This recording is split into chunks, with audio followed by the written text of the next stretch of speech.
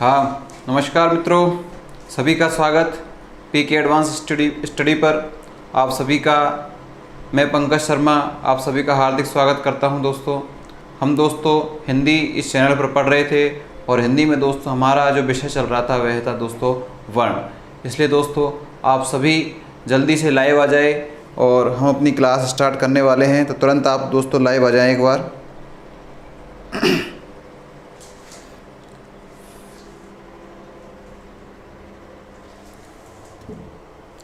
दोस्तों आज हम एक महत्वपूर्ण विषय पढ़ने वाले हैं वर्णों के अंतर्गत, जिसकी सूचना मैंने आपको बिल्कुल पूजा राजपूत जी आ चुकी हैं। राधे राधे। मोहिनी गुप्ता नमस्ते। तो जल्दी से आप जल्दी से जुड़ें, जल्दी से बता दीजिए सबको क्लास स्टार्ट हो चुकी है।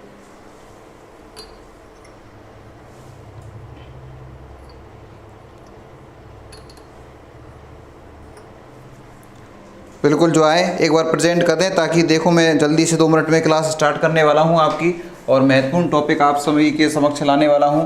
जल्दी से 4 लोग हमसे जुड़ चुके हैं, 2 ने अभी प्रेजेंट दर्ज कराई है। दोस्तों आज हमारा विषय जो है वह है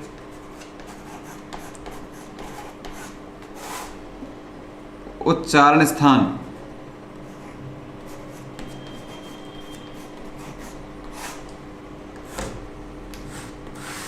उच्चारण स्थान आज हम पढ़ने वाले हैं दोस्तों।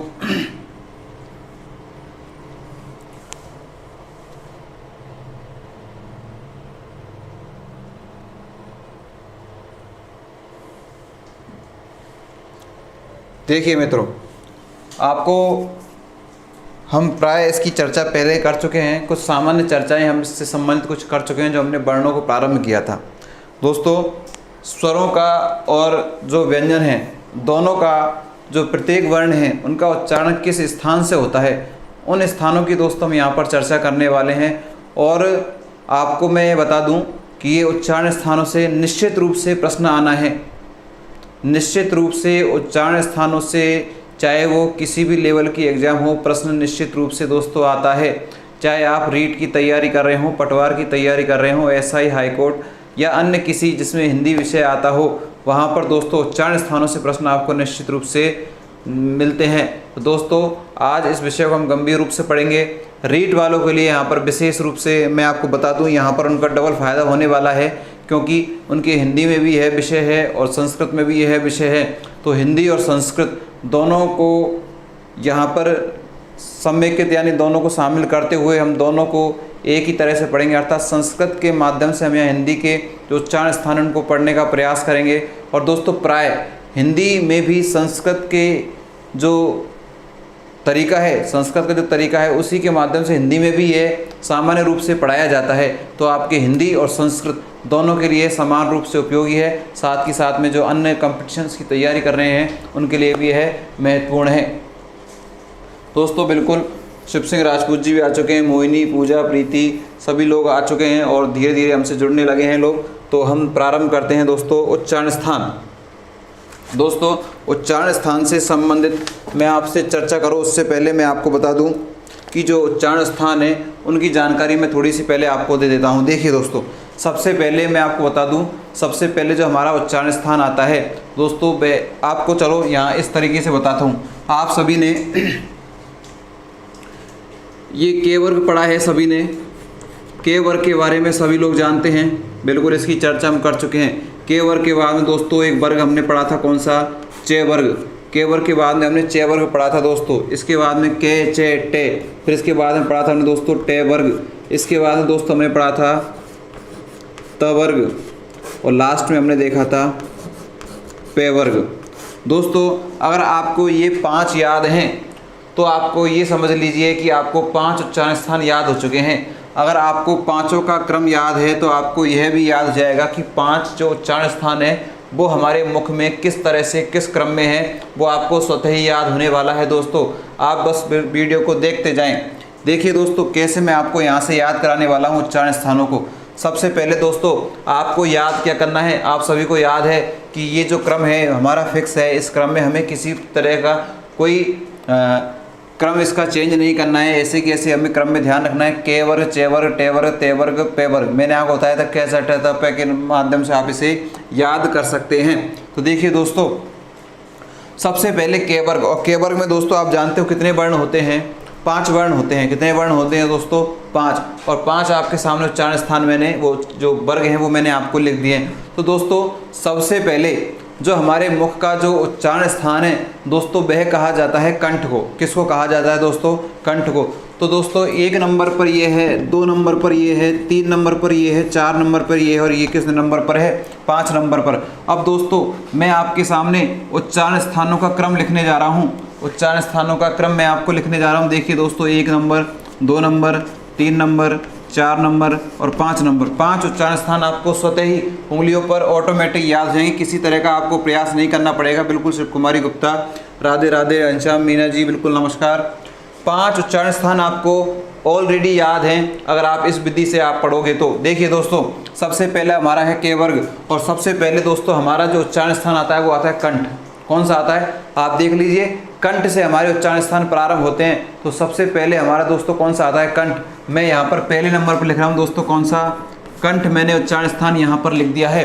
दोस्तों दूसरे जो नंबर पर जो हमारा उच्चारण स्थान आता है वो आता है दोस्तों तालु। कौन सा दोस्तों? तालु। एक बार मैं आपको दोस्तों इनके क्रम लिख देता हूँ, उसके बाद बताऊँगा ये कहाँ पर कैसे किस तरह से कार्य करते हैं, इनकी चर्चा हम करने वाले हैं। दोस्तों दूसरे नंबर पर मैं लिख रहा हूँ तालु। तीसरे नंबर पर दोस्तों तालु के बाद में हमारा एक क्रम आता है दोस्तों मूर्धा। कौन सा आता है दोस्तों? मूर्धा आता है। और मूर्धा के बाद में हमारे दोस्तों आते हैं दंत, हमारे दांत। और दोस्तों इसके पश्चात अंत में जिस क्रम में आता है दोस्तों वो आते हैं ओष्ठ। दोस्तों प्राय आप कंठ को आप सभी जानते हैं, दंत को आप सभी जानते हैं, ओष्ठ को भी आप सभी जानते हैं। ये जो 2 हैं इनके बारे में आप शायद नहीं जानते होंगे, हो सकता है आप लोग जानते हो, लेकिन फिर भी मैं आपकी जानकारी के लिए बताना चाहूँगा। दोस्तों सबसे पहले मैं चर्चा कर रहा हूँ किसकी? कंठ की। किसकी चर्चा कर रहा हूँ? कंठ की। देखिए कंठ हमारे यहाँ पर जो उठा हुआ भाग है, आप अपनी गर्दन पर देखिए, जो उठा हुआ भाग है उससे जस्ट ऊपर जो स्थान है दोस्तों हमारा कंठ कहलाता है। क्या कहलाता है दोस्तों? वह जो स्थान है हमारा दोस्तों क्या कहलाता है? कंठ कहलाता है। बिल्कुल आयुष्मान शर्मा, युवराज शर्मा, वर्षा जी, सभी को नमस्कार, सभी का स्वागत है क्लास में। दोस्तों हम उच्चारण स्थान पढ़ रहे हैं, और उच्चारण स्थान आपको बिल्कुल उंगलियों पर रटाने का मैंने आपको विश्वास दिलाया है कि आपको बिल्कुल अपने क्षमताओं का यूज़ नहीं करना पड़ेगा। बस आपको ये जो वर्ग है इसका क्रम आपको याद होना चाहिए। आपको उच्चारण स्थान स्वतः ही आपको याद होते चले जाएंगे। देखिए दोस्तों मैंने 5 क्रम लिख दिए जो सभी को याद हैं, जो भी हिंदी विषय को पढ़ रहे हैं, हम प्रारंभ से पढ़ते आ रहे हैं, सभी को याद है। के वर्ग, चे वर्ग, टे वर्ग, ते वर्ग और पे वर्ग, ये सभी को याद है। अब दोस्तों हम यहाँ से चर्चा करने वाले हैं कि जो हमारे 5 उच्चारण स्थानों का क्रम मैंने लिखा हुआ है, बिल्कुल वैज्ञानिक रूप से मैं आपको तथ्य बता रहा हूँ दोस्तों। ये जो क्रम है बिल्कुल इसी तरह के हमारे मुख में है। आपको बताने वाला हूँ, हमारे गर्दन के ऊपर जो उठी हुई हड्डी है वहाँ से हमारा कंठ प्रारंभ होता है। मैंने पहले नंबर पर दोस्तों कंठ लिख दिया है। कंठ के बारे में आपको जानकारी दोस्तों हो चुकी है। अगला जो दोस्तों तालु, अगला जो उच्चारण स्थान है तालु, इसके बारे में प्राय आपने सुना है, इसको समझा नहीं कि ये तालु है क्या, ये कहाँ पर हमारे मुख में पाया जाता है। दोस्तों मैं आपको बता दूं ये तालु भी हमारे मुख का एक अंग है। अर्थात जैसे आप कंठ से ऊपर जाओगे और जो आपके ऊपर जो चिकना सा भाग है दोस्तों, आपके जिह्वा के ऊपर आप जिह्वा से चेक कर सकते हैं, अपनी उंगली को लगाकर भी आप चेक कर सकते हैं। जो बिल्कुल आपके मुख का सबसे चिकना भाग है ऊपर की साइड, वो दोस्तों क्या कहलाता है? तालु।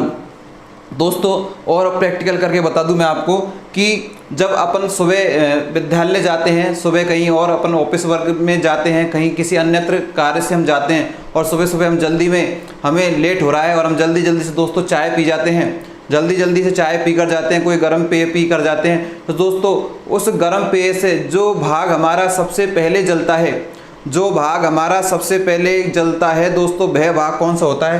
तालु होता है। अर्थात ये हमारे मुख का सबसे चिकना भाग होता है दोस्तों। हमारे मुख का सबसे चिकना भाग जो हमारे ऊपरी सतह पर जो है वो दोस्तों भाग क्या कहलाता है? तालु। अभी मैं आपको ऑटोमेटिक आपको प्रैक्टिकल हो जाएगा किस तरह से, कहाँ से, कैसे इसमें जो श्वास है वहाँ टच होती है और किस प्रकार से वर्णों का उद्भव होता है दोस्तों तालु की बात मैं आपसे कर चुका हूँ। अब मैं आने वाला हूँ दोस्तों किस पर? मूर्धा पर। तीसरे नंबर का जो हमारा क्रम है दोस्तों, ये क्रम भी आपको इसी तरह से याद रखने हैं। याद करने की आवश्यकता नहीं है, आप तो अपने मुख को देख लीजिए और उस पर आप जो अंदाज़ा लगाकर आप इनको याद कर सकते हैं। याद करना इनको कोई वो बड़ी बात नहीं है। मूर्धा, जब आपने उस चिकने भाग को देख लिया तो चिकने भाग से जैसे हम ऊपर आते हैं, चिकने भाग से जैसे हम आगे आते हैं तो दोस्तों आगे आते हैं तो एक खुरदरा सा भाग मिलता है, अर्थात हमारे जो दांतों के पीछे, कहाँ पर दोस्तों, हमारे जस्ट दांतों के पीछे खुरदरा सा भाग आता है। क्या सभी के ये खुरदरा सा भाग है? ऐसा कोई है जिसके ये भाग नहीं है? जल्दी से बताएं दोस्तों। दांतों के पीछे सभी के खुरदरा भाग है। अभी चेक करके देख लें, आप सभी चेक करके देख लें कि सभी के खुरदरा भाग है क्या दांतों के। अगर दोस्तों यह भाग नहीं है तो आपके उच्चारण स्थान में दोष हो सकता है। बिल्कुल आयुष्मान शर्मा जी बहुत बढ़िया कमेंट्स कर रहे हैं। तो मैं दोस्तों आपसे कुछ पूछ रहा हूँ कि ये खुरदरा भाग सबके है क्या दांतों के पीछे? बिल्कुल पूजा राजपूत जी के है, औरों को पता नहीं, औरों ने जवाब दिया नहीं है। हो सकता है उनके नहीं हो, तो एक बार मेरे को जल्दी से बता दें कि सभी के है या नहीं। अगर नहीं है तो मैं अभी कुछ प्रयास करूँगा कि आ जाए सबके। शिव कुमारी गुप्ता जी के भी है, आयुष्मान शर्मा जी के भी है, बिल्कुल सभी के होना चाहिए। नहीं होगा तो आपके उच्चारण में दोस्तों दोष आ जाएगा। वो किस वर्ण का दोष आएंगे उसकी भी अपन चर्चा करने वाले हैं। बिल्कुल कि कौन सा व्यक्ति किस वर्ण को गलत बोलता है और किस वर्ण को वह कैसे सही बोल सकता है, उसकी चर्चा दोस्तों हम करने वाले हैं। मैं आपसे कह चुका हूं दोस्तों, हम हिंदी विषय को पढ़ने वाले हैं, बिल्कुल वैज्ञानिक तरीके से पढ़ने वाले हैं। एक एक वर्ण किस तरह से उत्पन्न होता है, किस तरह से उसकी उत्पत्ति होती है, कहाँ से वह बोला जाता है, उसकी चर्चा दोस्तों हम करने वाले हैं। तो दोस्तों मूर्धा के बारे में आपको जानकारी हो चुकी है कि जो हमारे दांतों से जस्ट पीछे का भाग है, जो खुरदरा सा भाग है दोस्तों, वह क्या कहलाता है? मूर्धा कहलाता है। आगे की चर्चा में दोस्तों आपसे कर रहा हूँ दंत। दंत तो सभी जानते हैं, दंत तो सभी जानते हैं, जो दांत हैं उन्हीं को दंत कहते हैं। और सभी के साथ दांत अभी तो होंगे, ऐसा कोई है कि जिसके दांत नहीं है? बिल्कुल BS जोरवाल जी भी आ चुके हैं हमारे साथ। तो ऐसा कोई व्यक्ति है जिसके दांत नहीं है? अभी तो शायद हमारी उम्र इतनी नहीं हुई है कि हमारे दांत झड़ गए हों, तो सभी के शायद दांत होने चाहिए और पूरे ही होने चाहिए। अगर जिसके दांत नहीं होते तो वो कौन से वर्ण नहीं बोल पाते, उनकी चर्चा दोस्तों मैं करने वाला हूं आपसे कुछ ही समय में। तो लगातार आप वीडियो से जुड़े रहें। तो दोस्तों दंत आप सभी जानते हैं सामान्य सी चीज़ है, जो हमारे आगे से सफ़ेद सा जो भाग दिखाई देता है, जो बहुत कठोर होता है, वो हमारे दंत कहलाते हैं। बिल्कुल हाँ। अब दोस्तों मैं ओष्ठ की चर्चा करने वाला हूँ। होठ भी सभी के, ओष्ठ यानी होता है दोस्तों होठ, जो हमारे दोनों जो लिप्सिंग है, अर्थात जो दोनों टच होते हैं और अलग होते हैं, वह भाग दोस्तों हमारा क्या कहलाता है? ओष्ठ कहलाता है। तो दोस्तों इनके बारे में सभी जानते हैं। अब दोस्तों मैं आपको एक महत्वपूर्ण चीज़ बताने वाला हूं। आपको 5 उच्चारण स्थानों के बारे में मैंने बताया और 5 को याद करा दिया मैंने। सोच लीजिए आप तुरंत वीडियो को देखते रहें और आप सामने नज़र रखें। दोस्तों मैंने 5 ही क्रम यहाँ लिखे हैं और 5 ही क्रम मैंने यहाँ लिखे हैं। यहाँ भी मैंने क्रम से 5 नाम लिखे और यहाँ भी मैंने क्रम से।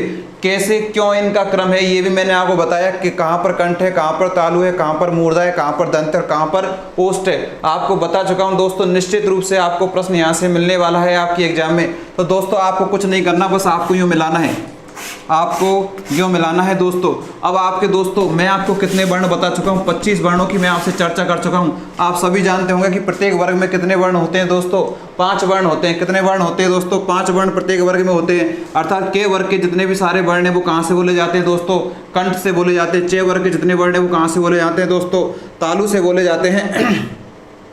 टे वर्ग के जितने भी वर्ण हैं मूर्धा से, ते वर्ग के जितने वर्ण हैं दंत से, पे वर्ग के जितने वर्ण हैं ओष्ठ से बोले जाते हैं। अर्थात मेरा मकसद यहाँ पर आपको क्या था कि आपको मैं क्रम बताऊँ, आपको मैं क्रम बताऊं कि किस क्रम से जो उच्चारण है, जो उच्चारण स्थान है हमारे मुख में पाए जाते हैं। तो सबसे पहले कंठ, उसके बाद में दोस्तों तालु, उसके बाद में मूर्धा, उसके बाद में दंत, उसके बाद में ओष्ठ। ये सभी आप लोग जान चुके हैं और इसी के साथ में आप ये भी जान चुके हैं इनका वर्ग आप सभी को याद है, केचे टेते पे।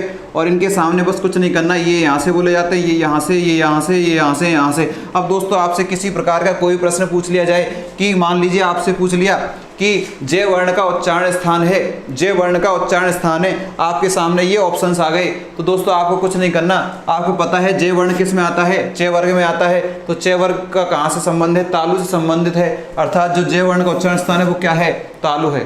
दोस्तों ये तो मैंने केवल आपको एक यहाँ से क्रम याद कराने का ये फंडा बताया है। मैं आपको एक ही सूत्र में आप सभी को सारे के सारे स्वर और सारे के सारे व्यंजन जहाँ से बोले जाते हैं उनकी चर्चा मैं आपसे करने वाला हूँ। कंठ से पूरी वर्णमाला में से कौन कौन से वर्ण बोले जाते हैं वो एक साथ आपके आ जाएंगे। तालु से पूरी वर्णमाला में कौन कौन से वर्ण बोले जाते हैं, चाहे वो स्वर हो चाहे व्यंजन हो, सभी की चर्चा एक ही सूत्र में हो जाएगी। तो दोस्तों आगे आप देखते रहिए। यहाँ तक की बात चाहे सभी के समझ में आ चुकी है क्या? यहाँ तक की बात सभी के समझ में आ चुकी है क्या? क्या हम आगे चल सकते हैं? दोस्तों महत्वपूर्ण विषय हमारा चल रहा है, इसलिए आप लगातार देखते रहें। वीडियो को लाइक भी करें दोस्तों, साथ के साथ शेयर कर दें ताकि और लोग जुड़ सकें हमसे और इस महत्वपूर्ण क्लास का आनंद वो भी ले सकें। बिल्कुल। अब दोस्तों आपको मैं एक एक करके कि जैसे मैंने आपसे पहले कहा था कंठ, तो सबसे पहले मैं कंठ की ही चर्चा करूंगा। पूरी वर्णमाला में जितने भी वर्ण हैं वो कंठ से कौन कौन से ऐसे वर्ण हैं जो कंठ से बोले जाते हैं, एक साथ याद आपको हो जाएंगे। मैं ऐसा प्रयास करूंगा और आपको ना तो स्वरों को अलग याद करना पड़ेगा, ना व्यंजनों को अलग से याद करना पड़ेगा। आपको मैं एक सूत्र लिखूंगा, उसमें सारे के सारे आपके जो कंठ से बोले जाते हैं वो सारे के सारे वर्ण आपके समक्ष आ जाएंगे। जैसे ही मैं सूत्र लिखूंगा आपको लग सकता है थोड़ा सा कि सर ये याद कैसे होगा, तो दोस्तों उसको याद नहीं करना, बस समझना है। उसको याद नहीं करना, उसको समझना है, और उसको समझ गए तो आजीवन वो आपका फिक्स हो जाएगा, कभी नहीं भूलोगे। तो दोस्तों मैं जैसे उच्चारण करूँगा आप उसका उच्चारण कर देना बस 2-4 बार, तो आपको स्वतः ही वो याद हो जाएगा। वो याद हो गया तो आपको बिल्कुल विश्लेषण करने में किसी तरह की कोई दिक्कत नहीं आने वाली है। देखिए पहला सूत्र दोस्तों मैं लिख रहा हूँ आपके सामने। बिल्कुल बहुत से लोग तो जानते होंगे इस सूत्र के बारे में। पहला सूत्र दोस्तों मैं आपके सामने लिख रहा हूं, अकु है विसर्जनीय नाम, अकु है विसर्जनीय नाम। दोनों ध्यान से देखना दोस्तों, रीट वालों के लिए बहुत महत्वपूर्ण चीज मैं आपको बताने वाला हूं। रीट में हिंदी से और संस्कृत में दोनों के लिए समान रूप से उपयोगी विषय चल रहा है, इसलिए आप ध्यान से देखिएगा। अकु है विसर्जनीय नाम, कंठ है, और सभी के ये दोनों विषय आने वाली हैं। इंग्लिश वाले कम मिलते हैं, संस्कृत और हिंदी वाले ही ज़्यादा मिलते हैं, इसलिए दोस्तों इसको हम ढंग से पढ़ेंगे। बिल्कुल दोस्तों मैंने आपके सामने एक छोटा सा सूत्र लिख दिया है, और इस सूत्र को देखकर घबराना नहीं है कि सर इतना बड़ा शब्द है हमें कैसे याद होगा। अभी आपको 2 मिनट में सबको याद होने वाला है। देखिए ये कैसे याद होता है दोस्तों।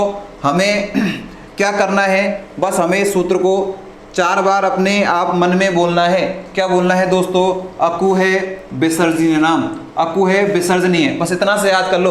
अकु है विसर्जनीय, तोड़ लो इसको दोस्तों। तोड़कर अभी हमने साइकोलॉजी में इससे पहले पढ़ा है एक आंशिक क्रिया का नियम, अर्थात जब भी कोई विषय हमें याद नहीं होता तो हम उसके क्या कर लेते हैं दोस्तों, टुकड़े कर लेते हैं। अर्थात जो कठिन चीज होती है उसे हम टुकड़े कर लेते हैं तो वो सरल बन जाता है। तो दोस्तों अगर आपको ये कठिन लग रहा है तो हम इसके टुकड़े कर लेंगे। एक टुकड़ा तो क्या आता हो गया दोस्तों, अकु है, और एक कहाँ तक हो गया तो वो विसर्जनीय। बस इससे हमें कोई मतलब नहीं है, हमें तो केवल यहाँ तक मतलब है और इससे कोई मतलब नहीं है हमें। तो आप कैसे बोलोगे इसको? अकु है विसर्जनीय, अकु है विसर्जनीय, अकु है विसर्जनीय, अकु है विसर्जनीय, अकु है विसर्जनीय कंठ है, अकु है विसर्जनीय कंठ है, अकु है विसर्जनीय कंठ है, अकु है विसर्जनीय कंठ है। इस तरह से हमें 4-5 बार बोलना है दोस्तों, स्वतः याद हो जाएगा। और याद भी नहीं होता है दोस्तों तो मैं आपको याद कराना बता रहा हूँ कि इसमें से हमें कैसे क्या निकालना है, इसकी चर्चा हम करने वाले हैं। देखिए दोस्तों, क्या सभी को सही आवाज़ आ रही है? सभी को बोर्ड पर सही दिखाई दे रहा है?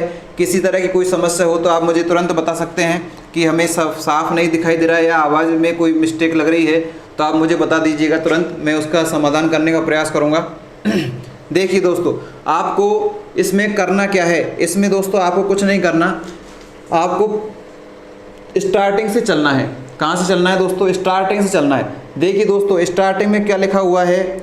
ए लिखा हुआ है। क्या लिखा हुआ है? मैं ए को अलग लिख रहा हूँ दोस्तों, मैंने ए को लिख दिया। अब दोस्तों जहाँ पर छोटा भाई आता है वहाँ बड़ा भाई भी साथ में चलता है। तो आप सभी जानते हैं ए का बड़ा भाई कौन है? जल्दी से एक बार मुझे कमेंट्स करके बताएं जल्दी से कि ये कौन जानता है कि ए का बड़ा भाई कौन होता है। जल्दी एक बार मुझे बता दीजिए ए का बड़ा भाई कौन हो सकता है। एक बार तुरंत फास्ट कि ए का बड़ा भाई कौन हो सकता है, जल्दी से एक बार कमेंट्स करके बताएं ए के बड़े भाई का नाम। बिल्कुल शिव सिंह राजपूत जी, घनश्याम पांचाल, पूजा राजपूत, शिव कुमारी, बिल्कुल सभी सही बता रहे हैं। सभी इनके भाई को जानते हैं, बहुत अच्छी दोस्ती है इनके भाई से।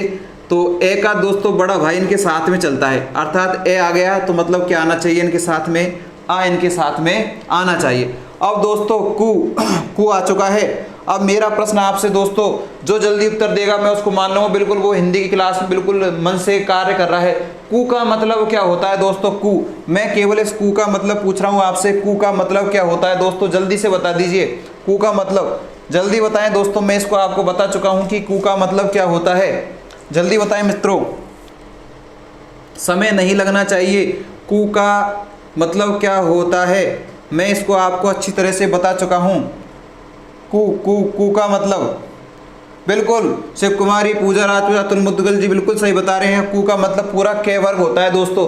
मैंने आपको बताया था दोस्तों 5 वर्ण बताए थे मैंने, कू चू टू तू पू, अर्थात प्रत्येक वर्ग के पहले वर्ण में जो छोटे ऊ की मात्रा लग जाती है तो वह उसके पूरे वर्ग का ज्ञान कराता है। अर्थात के वर्ग में अगर के में छोटी ऊ की मात्रा लग जाए तो के वर्ग, चे वर्ग में अगर छोटे ऊ की मात्रा लग जाए तो पूरा चे वर्ग, ते वर्ग में अगर छोटे ऊ की मात्रा लग जाए ते में तो पूरा के वर्ग। ध्यान ये रखना है कि बस छोटे ऊ की मात्रा लगनी चाहिए। तो वेरी गुड, सभी बहुत बढ़िया चल रहे हैं, पूरा उन्होंने सही बताया है। के वर्ग, आरोही अग्रवाल जी बिल्कुल आप बता रही हैं बिल्कुल के वर्ग बताया उन्होंने, बिल्कुल सही। तो दोस्तों पूरा क्या आ जाता है यहाँ पर, के वर्ग।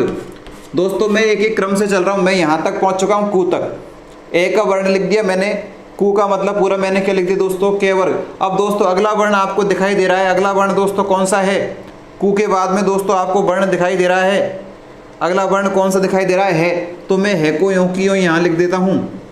है को मैंने यहाँ पूरा बिल्कुल आरोही अग्रवाल ने बता दिया है, शिव कुमारी जी बिल्कुल है बता रही हैं। तो दोस्तों है को मैंने ऐसे के ऐसे लिख दिया, कोई परिवर्तन नहीं किया है मैंने दोस्तों। मैं दोस्तों 3 वर्णों की चर्चा कर चुका हूँ, ए की, कू की और है की, और सबको यहाँ लिख चुका हूँ अलग अलग से। ए लिख दिया, के वर्ग लिख दिया और है लिख दिया। अब दोस्तों हमें कुछ नहीं करना, बस ये पूरा जो विसर्जनीय है दोस्तों, इस विसर्जनीय का अर्थ होता है दोस्तों विसर्ग। विसर्जनीय का मतलब क्या होता है दोस्तों, ये विसर्ग, यहाँ पर मैंने ये विसर्ग लिख दिया है। विसर्ग आप सभी जानते हो, विसर्ग को कोष्टक में भी लिख देता हूँ, ये इस तरह का विसर्ग का संकेत होता है। तो दोस्तों ए पूरा लिख दिया मैंने, ए के दोनों भाग। कू का मतलब पूरा केवर लिख दिया, है का मतलब है ही है और कुछ नहीं है, और ये पूरा विसर्जनीय इसका मतलब होता है विसर्ग, और ये मैंने विसर्ग को लिख दिया है। आगे क्या है दोस्तों, कंठ, अर्थात मैं यहाँ डैश करके क्या लिख रहा हूँ दोस्तों, कंठ। अब आपको समस्या बिल्कुल नहीं आने वाली है। पूरी वर्णमाला में जितने भी वर्ण हैं सारे मैंने ले लिए हैं, जो कहाँ से बोले जाते हैं दोस्तों, कंठ से बोले जाते हैं। अर्थात ए आ पूरा केवर, केवर से मतलब के, खे, गे, घे, अंगे, ये है और क्या विसर्ग, ये दोस्तों कहाँ से बोले जाते हैं, कंठ से बोले जाते हैं। अर्थात इन सभी वर्णों का जो उच्चारण स्थान है दोस्तों वो क्या है, कंठ है। क्या है दोस्तों, कंठ। एक बार पुनः देखिए, हमने कुछ नहीं किया, हमने तो क्या किया है, ए का ले लिया, ए का बड़ा भाई साथ में आता है। कू का मतलब केवर लिख लिया, अगला वर्ण है तो है ले लिया, अगला वर्ण विसर्जनीय है तो विसर्ग ले लिया। आगे क्या है, कंठ तो है ही, क्यों लिख दिया मैंने। तो यहाँ से आपको क्या याद रखना है कि ए आ के वर्ग है विसर्ग, ये सारे के सारे कहाँ से बोले जाते हैं दोस्तों, कंठ से। बताइए दोस्तों किसी को कोई समस्या आ रही हो तो यहाँ पर, किसी को कोई समस्या यहाँ से अगर कोई आ रही हो तो आप मुझे बता सकते हैं कि सर हमारे सूत्र समझ में नहीं आया, सूत्र को किस तरह से खोला आपने ये भी समझ में नहीं आया, तो जल्दी से एक बार बता दीजिए। किसी भी तरह का कन्फ्यूजन हो यहाँ से तो मैं आपको अभी सॉल्व कराने का प्रयास करूँगा, या फिर आप ये कह दीजिए सर आगे चल सकते हैं, हमें यहाँ तक याद हो चुका है। जल्दी बताइए दोस्तों, जल्दी बता दीजिए दोस्तों कि मैं आगे चल सकता हूँ यहाँ से, या यहाँ पर और समझाने की आवश्यकता है अभी। जल्दी बता दीजिए दोस्तों। बिल्कुल आ गया, नो प्रॉब्लम। तो ठीक है दोस्तों, अभी आप सभी को जहां आप बैठे हो अपने घरों पर, आपको मेरे साथ उच्चारण करना है, मेरे साथ उच्चारण करना है इस सूत्र का। क्या बोलोगे दोस्तों, अकूहे। क्या बोलोगे दोस्तों, जो नहीं बोलेगा उसको याद नहीं होगा, जो नहीं बोलेगा उसको याद नहीं होगा, सबको बोलना है, सबको बोलना है, सबको रीट की कसम है, अगर जो नहीं बोलेगा उसको जो रीट माता है वो पाप देगी, इसलिए सभी को बोलना है। मैं जो बोल रहा हूँ वही, क्या बोलना है दोस्तों सभी को, अकूहे। क्या बोलना है दोस्तों सभी को, अकूहे। अकूहे विसर्जनीय नाम कंठ है, अकूहे विसर्जनीय नाम कंठ है। ये आ नाम को भूल जाओ तो कोई दिक्कत नहीं, हमें कोई मतलब नहीं, हमें तो यहाँ तक मतलब है, हमें कहाँ तक मतलब है, बस यहाँ तक मतलब है। अकूहे विसर्जनीय कंठ है, अकूहे विसर्जनीय कंठ है, पूरा याद हो जाता है, कोई दिक्कत नहीं है। अकूहे विसर्जनीय नाम कंठ है, अकूहे विसर्जनीय नाम कंठ है। तो दोस्तों बस इसको आप 2-4 बार प्रैक्टिस कर लोगे तो कोई दिक्कत नहीं है। अब मैं आगे चलने वाला हूँ, ठीक है, ओके। दूसरा सूत्र मैं दोस्तों आपके समक्ष लिखने वाला हूँ, और दूसरा सूत्र देखिए दोस्तों, मैं ये जो सूत्र लिखूंगा वो भी क्रम से लिखूंगा। देखिए आप, मैंने पहला सूत्र किसका लिखा है, कंठ का।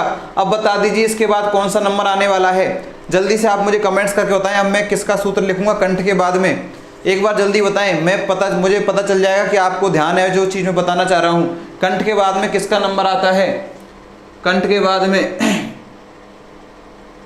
बिल्कुल तालु का बता रहा है पूजा राजपूत जी, मोहिनी जी ने तालु का बताया, तुलुक कुमार जी, बिल्कुल सभी के बिल्कुल सटीक, बिल्कुल सभी के समझ में आ रहा है, मैं ऐसा विश्वास मानता हूं।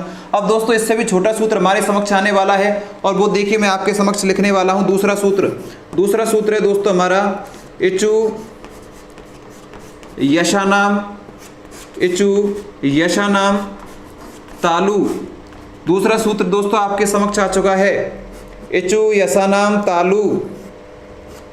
दूसरा सूत्र मैंने आपके सामने लिख दिया है दोस्तों, तालु का बिल्कुल आपका मैंने जो कहा है वो मान लिया कि तालु ही आएगा, तो तालु मैंने लिख दिया है दोस्तों। देखिए इसमें जैसे हमने यहाँ पर अलग किया है ऐसा कि ऐसे यहाँ करना है, ऐसे कि ऐसे यहाँ करना है। तो दोस्तों बता दीजिए, सबसे पहले आ रही है ई, तो दोस्तों ई की बड़ी बहन का नाम आप बता दीजिए मुझे। जैसे ए के बड़े भाई का नाम आ है, तो दोस्तों ई की बड़ी बहन का नाम क्या होगा? ई की बड़ी बहन है दोस्तों बड़ी ई। दोस्तों कौन है? बड़ी ई। फिर चू है, जैसे अपन ने कू है, यहाँ पर चू आया है और चू का मतलब होता है दोस्तों 6 वर्ग। क्या होता है दोस्तों? चू का मतलब 6 वर्ग अर्थात पूरे 5 वर्ण। उसके बाद में कौन सा वर्ण आ रहा है दोस्तों? ये आ रहा है। कौन सा वर्ण आ रहा है दोस्तों? ये आ रहा है। तो दोस्तों ये आ रहा है तो हमने यहाँ पर ये लिख दिया है बिल्कुल ऐसे कि ऐसे, जैसे सूत्र चल रहा है ऐसे कि ऐसे हम चल रहे हैं दोस्तों, हमने कुछ भी चेंज नहीं किया है। ये के बाद में दोस्तों क्या आ रहा है? शे। तो दोस्तों मैंने भी यहाँ पर क्या लिख दिया है? शे लिख दिया है। आगे दोस्तों कुछ भी नहीं है, आपको जहाँ भी ये लास्ट में आता है आ और नाम, इसको हटा देना है, चाहे कोई सा भी सूत्र हो, इनका कोई मतलब नहीं है दोस्तों, इनका कोई मतलब नहीं है। इससे पहले के जितने सारे के सारे वर्ण हैं, मैं जितने भी सूत्र लिखाऊंगा वहाँ पर आ और नाम का कोई महत्व नहीं है। इससे पहले की जो सारी चीज़ है वो हमको लिख देनी है इधर। देखो पुनः हम चर्चा करते हैं।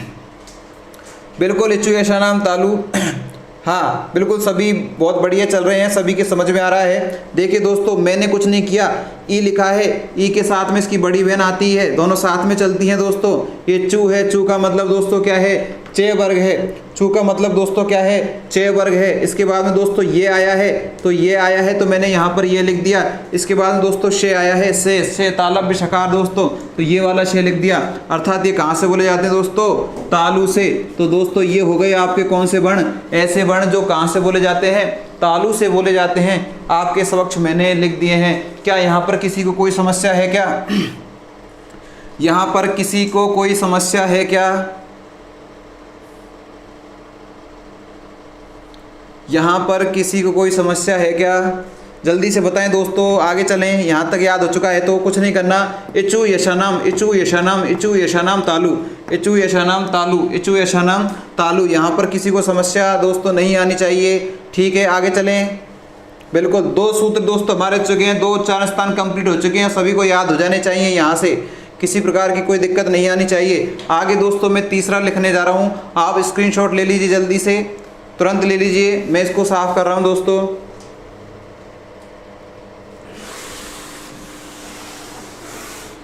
दो सूत्र दोस्तों हम पढ़ चुके हैं और 2 उच्चारण स्थान कंप्लीट हो चुके हैं दोस्तों। यहाँ से हम स्वर और व्यंजन के दोनों के एक साथ उच्चारण स्थान पढ़ रहे हैं, हम अलग अलग नहीं पढ़ेंगे। नहीं अलग अलग पढ़ने पर दोस्तों बिल्कुल मोहिनी गुप्ता जी ने बता दिया है मूर्धा। तीसरा हम उच्चारण स्थान पढ़ने वाले दोस्तों मूर्धा। हमारा जो उच्चारण स्थान है तीसरा वो कौन सा है दोस्तों? मूर्धा। और इसका उच्चारण स्थान का जो छोटा सूत्र है दोस्तों ऋतु रसाणाम।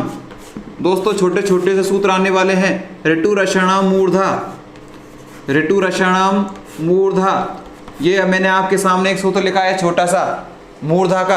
अब देखिए दोस्तों जैसे वहाँ किया है ऐसे यहाँ करना है और कुछ नहीं करना है दोस्तों। देखिए सबसे पहले कौन सा वर्ण आ रहा है? री वर्ण आ रहा है, तो मैंने यहाँ पर लिख दिया कौन सा? री वर्ण, री लिख दिया। अब दोस्तों री की बड़ी बहन होती है क्या? री की बड़ी बहन दोस्तों होती है, लेकिन दोस्तों हिंदी में नहीं होती। कहाँ पर होती है? संस्कृत में होती है। यहाँ पर अपन क्या पढ़ रहे हैं दोस्तों? हिंदी पढ़ रहे हैं, इसलिए यहाँ पर री का बड़ी बहन अर्थात री का बड़ा रूप हम नहीं लिखेंगे, क्योंकि री का छोटा रूप ही हिंदी में प्रचलित है, वही प्रयोग में आता है, बड़ा रूप प्रयोग में नहीं आता दोस्तों। इसलिए केवल अब कौन सी री लिखेंगे? यहाँ पर छोटी री मैंने आपके सामने लिख दी है दोस्तों। टू का मतलब आप सभी बता सकते हो। टू का मतलब क्या है? पूरा टे वर्ग। टे वर्ग मैंने आपके समक्ष लिख दिया है, पूरा टे वर्ग। अब दोस्तों बताते जाएं, आगे कौन सा वर्ण है दोस्तों? रे वर्ण है। आगे कौन सा वर्ण है दोस्तों? रे वर्ण है, तो मैंने आगे रख दिया रे। कौन सा लिख दिया आगे, रे। इसके बाद में दोस्तों कौन सा है, शे। तो इसके बाद मैंने कौन सा लिख दिया दोस्तों, शे। और मैंने आपसे कहा था और नाम को सब में छोड़ देना है, आपको इससे पहले के सारे वर्ण लेने हैं। तो दोस्तों सामान्य सी चीज़ है बिल्कुल घनश्याम पांचाल जी, मोहिनी जी, आरोही जी, शिव कुमारी जी, मोहिनी, आरोही सब बिल्कुल सही बता रहे हैं। देखिए दोस्तों, सबसे पहले मैंने क्या किया है, री को लिया है, री के बाद में टू को लिया है, टू के बाद में रे को लिया है, उसके बाद में शे। री आता है, टे वर्ग आता है, रे आता है, शे। ये सारे के सारे दोस्तों कहाँ से बोले जाते हैं, ये सारे के सारे दोस्तों कहाँ से, मूर्धा से उच्चारित होते हैं। कहाँ से उच्चारित होते हैं दोस्तों, मूर्धा से उच्चारित होते हैं। इसको कैसे बोलना है, तो ये देख लिए, ऋतु रषणाम। क्या बोलना है दोस्तों, ऋतु रषणाम मूर्धा। क्या बोलना है दोस्तों, ऋतु रषणाम मूर्धा, ऋतु रषणाम मूर्धा। ऐसे आप 2-3 बार बोलोगे तो आपको स्वतः ही ये याद हो जाएगा। दोस्तों एक छोटी सी मक्खी मेरे पीछे पड़ चुकी है, वो मुझे छोड़ नहीं रही है, पता नहीं क्या चाहती है मेरे से वो। ऋतु रषणाम मूर्धा। क्या हम आगे चल सकते हैं क्या, यहाँ से हम कंप्लीट कर चुके हैं। अगला सूत्र, हम अगले सूत्र की ओर चल रहे हैं हम।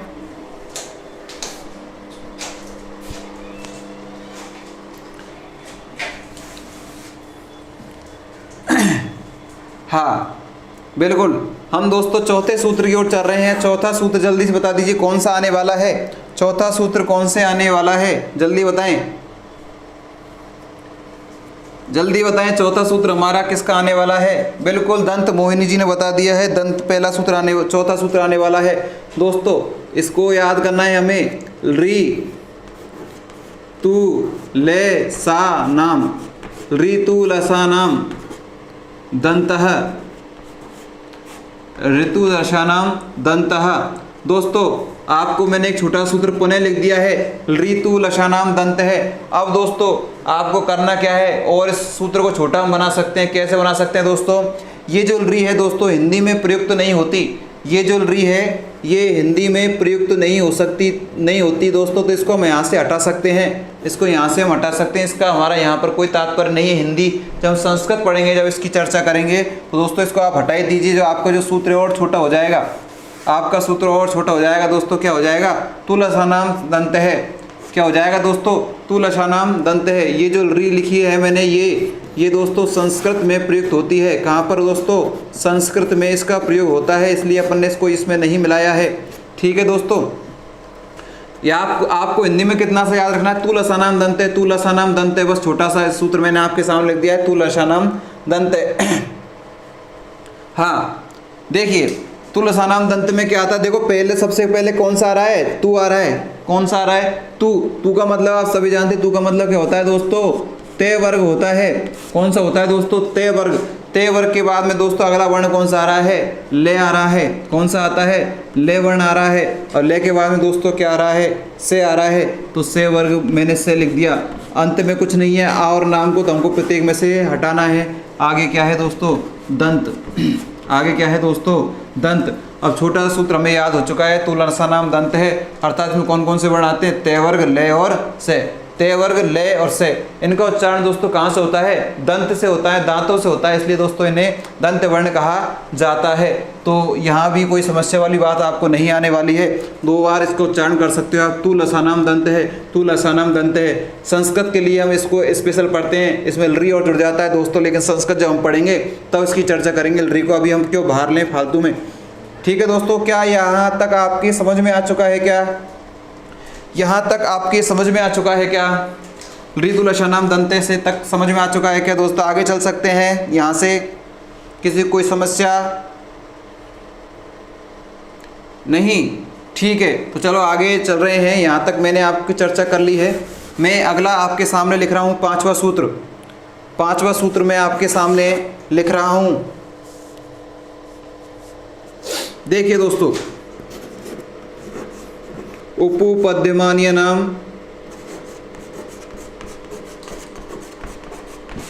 उपपद्यमानीय नाम ओष्ठ है, ओष्ठऊ। देखिए दोस्तों, नया सूत्र आपके सामने आ चुका है ओष्ठ का, बिल्कुल मोहिनी जी ने बता दिया है, ओष्ठ आ चुका है। अर्थात ऐसे वर्ण जो दोस्तों कहाँ से बोले जाते हैं, ओष्ठ से बोले जाते हैं। दोस्तों इनकी विस्तृत चर्चा अभी मैं आपसे करूँगा, किस तरह से बोले जाते हैं। एक बार आप इनको सूत्रों को समझ लीजिए बस, फिर हम चर्चा करेंगे इससे आगे। देखिए दोस्तों ओष्ठ, ओष्ठ से बोले जाते हैं ये कौन कौन से वर्ण हैं। देखिए दोस्तों पहला कौन सा आ रहा है, ऊ। ऊ का मतलब छोटा ऊ और इसका बड़ा भाई बड़ा ऊ। छोटा उल्लू और बड़ा उल्लू, बड़ा तो ऊन होता है ना। हाँ, तो छोटा और बड़ा दोनों लिख दिया है। आगे दोस्तों एक महत्वपूर्ण चीज़ हमारे आने वाली है, पू। पू में देखो दोस्तों यहाँ पर बड़ी ऊ की मात्रा लग रही है। कौन से ऊ की मात्रा लग रही है, बड़े ऊ की मात्रा लग रही है। लेकिन दोस्तों आपको घबराना नहीं है, हम जब संस्कृत पढ़ेंगे तब इसकी स्पेशल व्याख्या करने वाले हैं, इस वाले सूत्र की स्पेशल व्याख्या करने वाले हैं जब हम संस्कृत पढ़ेंगे। अभी तो आपको इसमें क्या मानना है, ये दोस्तों आपको वास्तविक इसका संधि विच्छेद करके बता देता हूँ मैं दोस्तों। ये होता है दोस्तों उपू धन उपद्य मानिए, ये इसका संधि विच्छेद होता है दोस्तों। और आप सभी जानते हैं सामान्य रूप से जब दीर्घ संधि होती है, जब छोटा ऊ मिल जाता है दोस्तों, कौन सा हो जाता है, बड़ा ऊ हो जाता है। कौन सा हो जाता है दोस्तों, बड़ा ऊ। अर्थात यहाँ पर पहले तो ये है और इसके बाद में दोस्तों कौन सा वर्ण है, ये है। यहाँ पर इसको मिलाकर लिख दिया है, इसलिए दोस्तों इसमें कौन सी की मात्रा लग गई है, बड़े ऊ की मात्रा लग गई है। और दोस्तों ये जो उपद्यमानी होता है ये संस्कृत में चलता है, हिंदी में नहीं चलता। तो ये सूत्र हमारे लिए और भी छोटा हो चुका है दोस्तों। कैसे, इसमें कुछ याद नहीं रखना आपको, चाहे आप इसको इतना बड़े सूत्र को लिख लो, चाहे आप कैसा लिख लो, इसको इतना सा लिख लो। कैसा, इतना सा लिख सकते हो आप इसको, उपू ओष्ठव, उपू ओष्ठव, ये याद रख सकते हो। पूरा इतना बड़ा सूत्र को मैंने कितना सा कर दिया दोस्तों, छोटा सा कर दिया हिंदी के लिए। किसके लिए दोस्तों, हिंदी के लिए किया है, संस्कृत के लिए पढ़ेंगे जब बड़ा ही पढ़ेंगे, जो अभी लिखाया था मैंने। अभी आपको कितना सा याद रखना है, उपू ओष्ठव। क्या याद रखना है, उपू ओष्ठव। और इसमें आप सभी जानते हो उपू ओष्ठव में कौन सा आता है, ऊ का मतलब छोटा ऊ आएगा, कौन सा आएगा, बड़ा ऊ आएगा। पू का मतलब पूरा क्या आएगा दोस्तों, पे वर्ग आएगा। आगे सूत्र में कुछ है नहीं है तो कुछ नहीं, आगे ओष्ठ है। अर्थात ये कहाँ से बोले जाते हैं दोस्तों, ओष्ठ से बोले जाते हैं। कहाँ से बोले जाते हैं दोस्तों, ये ओष्ठ से ये बोले जाते हैं। तो दोस्तों हमने चर्चा कर ली है किसकी, उपू ओष्ठव की। अर्थात ऊ और बड़ा ऊ और कौन सा दोस्तों, पे वर्ग, ये कहाँ से बोले जाते हैं दोस्तों, ओष्ठ से बोले जाते हैं। हम दोस्तों 5 सूत्रों की चर्चा कर चुके हैं यहाँ पर। कितने सूत्रों की दोस्तों, 5 सूत्रों की चर्चा कर चुके हैं। और भी इसमें आगे हैं, लेकिन मुख्य रूप से जो मैंने आपको 5 अभी उच्चारण स्थान आपको बताए क्रम से, उन 5 की चर्चा हमने कर ली है। अब मैं आपको बारी बारी से एक एक के बारे में बताता हूँ कि कैसे इनका उच्चारण होता है दोस्तों। देखिए दोस्तों सभी के पास में, आपके पास नोट्स हैं, आप सभी देख सकते हो। सबसे पहले हमने सूत्र पढ़ा है दोस्तों, पहला अकु है विसर्जनी नाम कंठ है।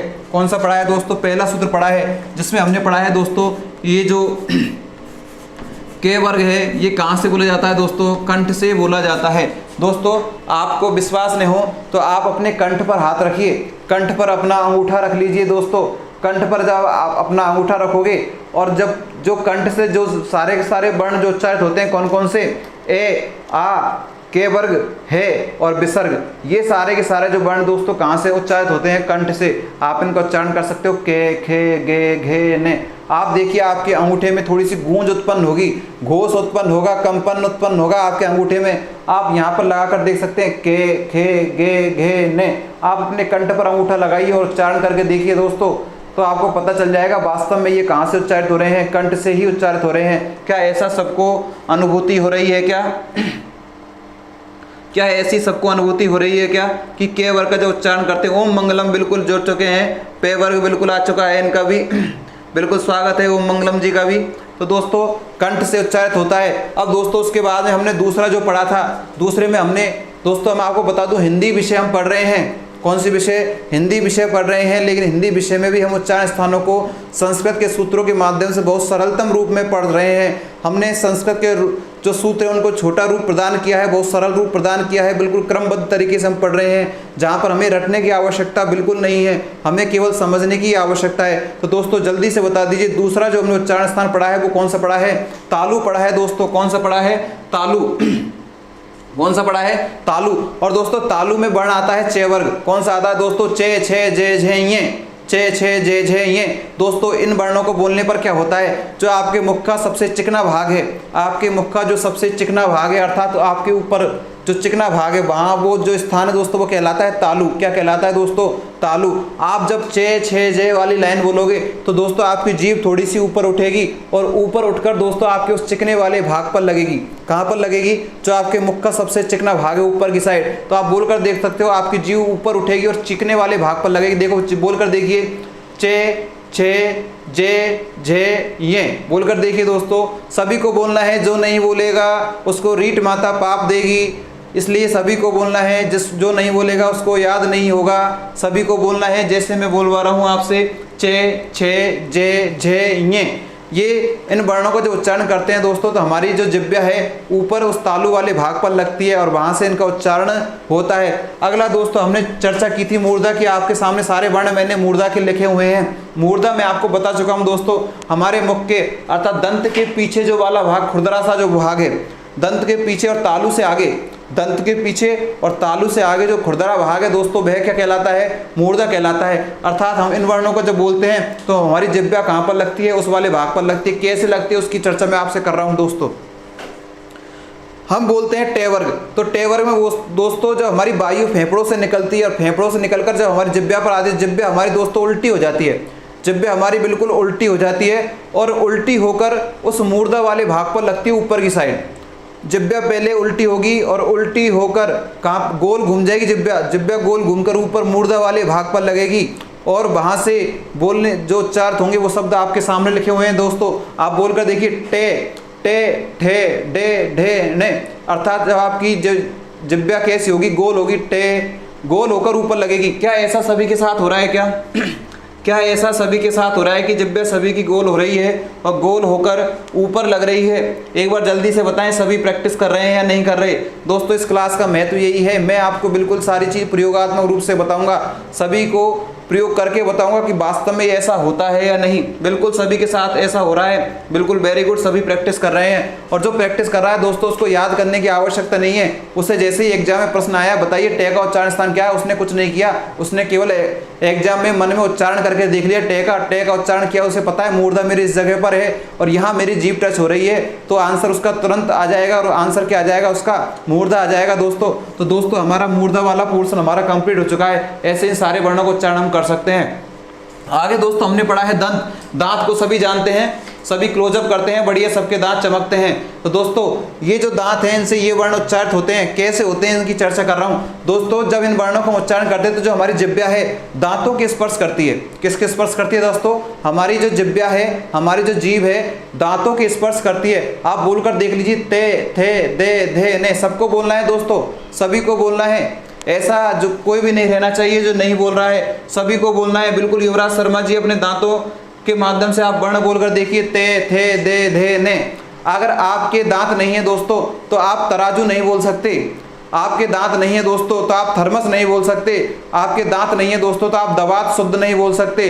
तो दोस्तों प्रश्न कैसे भी घुमाकर आ जाए कि मान लीजिए किसी व्यक्ति के दांत नहीं है तो निम्न में से कौन सा उच्चारण वह अशुद्ध करेगा? अगर मान लीजिए किसी व्यक्ति के दांत नहीं है तो वह कौन से वर्णों का उच्चारण अशुद्ध करेगा? दोस्तों एग्जामिनर हमें किसी भी तरह से घुमा सकता है, तो हमें कुछ भी घूमना नहीं है। हमें हमारा कंसेप्ट क्लियर रखना है कि दांत से कौन से वर्ण बोले जाते हैं। ये सारे वर्ण बोले जाते, सॉरी ये वाले वर्ण बोले जाते हैं ते वर्ग। तो आप बोलकर देखिए, ते थे दे धे ने। आपकी जिह्वा दांतों से स्पर्श करेगी तब इनका उच्चारण होगा, नहीं तो किसी भी हालत में आप इनका उच्चारण नहीं कर सकते। अंत में दोस्तों मैं आपकी अंतिम चर्चा कर रहा हूँ ओष्ठ की। ओष्ठ सभी के हैं और सभी के दो ओष्ठ हैं। ऐसा कोई है कि जिसके एक ही ओष्ठ है? ऐसा कोई है क्या जिसके एक ओष्ठ है? मैं मानता हूँ सभी के दो ओष्ठ होंगे, सभी के दो ओष्ठ होंगे। और दोस्तों मैं आज आपके सामने एक शर्त रख रहा हूँ और आप उसमें जीत सकते हैं दोस्तों 1000 रुपये। तुरंत मैं आपको 1000 रुपये आपको मैं ऑनलाइन पे कर दूंगा अगर आप शर्त जीत जाते हो तो। जल्दी, क्या आप शर्त के लिए तैयार हो दोस्तों? क्या आप शर्त के लिए तैयार हो? मैं 1000 की शर्त आपसे लगाने वाला हूँ दोस्तों। अभी जो भी लाइव है उनसे मैं 1000 की शर्त लगा रहा हूँ। क्या आप शर्त के लिए तैयार हैं? क्या आप शर्त के लिए तैयार हैं? अगर आपने ऐसा नहीं किया तो दोस्तों आपको 1000 मुझे देने पड़ेंगे, ये भी है शर्त में। क्या एक बार आप सभी तैयार हैं शर्त के लिए? 1000 रुपये की शर्त लग रही है आज क्लास में। ऐसा पहली बार हो रहा है क्लास में। बिल्कुल सभी तैयार हैं? ठीक है दोस्तों, अगर सभी तैयार हैं तो एक बार थम्स अप करके बताएं, सभी का आंसर आना चाहिए मेरे पास। दोस्तों प्रश्न ये है मेरा, अगर शर्त ये है मेरी, अगर आप मेरा नाम अगर आप मेरा नाम जानते हैं, सभी मेरा नाम जानते हैं, मैं डेली क्लास में मेरा नाम लेता हूँ, आप मेरा नाम बिना अपने होठों को खोले ले सको तो दोस्तों मैं आपको 1000 रुपये दे दूंगा। आपको मेरा नाम लेना है और आपके होठ नहीं खुलने चाहिए। आपको मेरा नाम लेना है और आपके होठ नहीं खुलने चाहिए। अगर ऐसा आप करते हो तो 1000 रुपये मैं आपको अभी दूंगा। आपको मेरा नाम लेना है, आपके होठ नहीं खुलने हैं। अगर आप होठ खोल देते हो तो 1000 रुपये मैं आपको अभी दूंगा। हाँ, अभी ठीक है, जल्दी से अगर ऐसा कर सकते हो तो दोस्तों आप चैलेंज एक्सेप्ट कर सकते हो इस क्लास में। जल्दी अगर आप तैयार हैं तो कोई बिल्कुल आप चलो, मेरा नाम मत लीजिए, आप पापा कहकर बता दीजिए। अगर आप होठों को नहीं खोलना है, आप पापा कहकर बता दीजिए, आप पानी कहकर बता दीजिए, आप फल कहकर बता दीजिए। आप जल्दी बताइए दोस्तों, क्या आप मेरे चैलेंज को एक्सेप्ट कर सकते हो? क्या मैंने ले लिया, शिव सिंह राजपूत जी ने ले लिया है। तो दोस्तों शिव सिंह राजपूत जी, अगर आपने ले लिया है तो आप अपनी रिकॉर्डिंग मेरे को इस नंबर पर 9414834706 पर आप मेरे को अपनी रिकॉर्डिंग भेज देना। मैं अगर आपसे सहमत होऊंगा तो आपको मैं तुरंत 1000 रुपये आपको दे दूंगा। जिसने भी बोला है, मेरा ये नंबर है, इस पर आप मुझे कांटेक्ट कर सकते हो, तो मैं आपको 1000 रुपये दूंगा।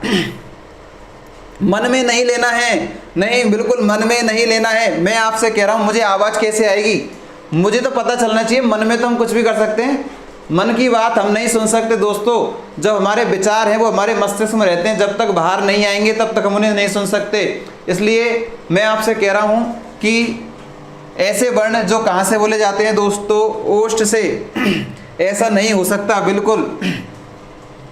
हाँ, बिना होठ खोले उच्चारण नहीं होगा, बिल्कुल आप समझदार हैं। इसलिए मैं भी इतना बेवकूफ़ तो नहीं हूँ कि 1000 रुपये आपको फ्री में दे दूंगा। मैंने भी इसी आधार पर शर्त रखी है, तो शायद ऐसा हो नहीं पाएगा दोस्तों। तो ओष्ठ वर्ण से कौन कौन से वर्ण, ये जो सारे वर्ण हैं वो ओष्ठ वर्ण से बोले जाते हैं। अब दोस्तों आपको क्या याद रखना है कि जिन लोगों के दोस्तों दुर्घटनावश होठ कट जाते हैं या जन्मजात किसी के होठ नहीं आता है, ऐसे जो लोग हैं दोस्तों, वो इन वर्णों को कैसे बोलेंगे दोस्तों, उच्चारित उनका शुद्ध रूप नहीं होगा। आपने देखा होगा दोस्तों, जो वृद्ध व्यक्ति होते हैं उनके दांत टूट जाते हैं, जो उनके दांत हैं वो गिर जाते हैं, तो दोस्तों वो इन वर्णों को उचित रूप से नहीं बोलते। जिनके दांत गिर जाते हैं दोस्तों, उनकी जो आवाज़ है, उनके जो शब्द हैं, उनको हम अच्छी प्रकार से समझ नहीं पाते। वृद्ध लोग हैं, उनके दांत गिर जाते हैं तो उनकी जो वायु है जो निकल रही है दोस्तों, वो बिना दांतों के टच किए बाहर निकल जाती है, जिसके कारण दोस्तों हमारी उनकी बात समझ में नहीं आती है। यही कारण है दोस्तों वो अशुद्ध बोलते हैं। जबकि ऐसे जो लोग जिनके होठ नहीं है किसी कारण से, दुर्घटनावश या जन्मजात, तो दोस्तों वो भी इन वर्णों को शुद्ध रूप से नहीं बोल पाएंगे। तो दोस्तों यहाँ से किसी भी तरह से कैसे भी आपसे प्रश्न पूछ लिया जाए, कैसे भी प्रश्न पूछ लिया जाए, तो आपको किसी प्रकार की दिक्कत यहाँ से नहीं आने वाली है दोस्तों। ये मैंने दोस्तों आज आपसे 5 उच्चारण स्थानों की चर्चा की है। अभी उच्चारण स्थान हमारे बाकी हैं, पिक्चर अभी है, आप बाकी है मेरे दोस्तों। आप लगातार क्लास से बने रहें, आपको इसी तरह से आपको बिल्कुल शानदार तरीके से मैं आपको सारे उच्चारण स्थान याद कराऊंगा। किस तरह से प्रश्न बनते हैं वो आपको बताने वाला हूं दोस्तों। मैं आपसे कह चुका हूं दोस्तों, 90 प्रश्न में आपको मेरे साथ रहकर आपके 90 प्रश्नों की चर्चा मैं अपने साथ आपके इन दोनों चैनलों पर मैं आपसे करूंगा। लेकिन आप इसी तरह से मुझसे जुड़े रहें, ज़्यादा से ज़्यादा लोगों को जोड़ने का प्रयास करें। तो दोस्तों आज सभी लोग मेरे से शर्त हार चुके हैं, तो सभी 1000 रुपये मुझे आज ट्रांसफ़र कर देना। मैंने आपको अपना दे दिया है, तो यहाँ पर मेरा फ़ोन पे और गूगल पे दोनों ही चालू है। ठीक है दोस्तों, क्या आप सभी एग्री हैं?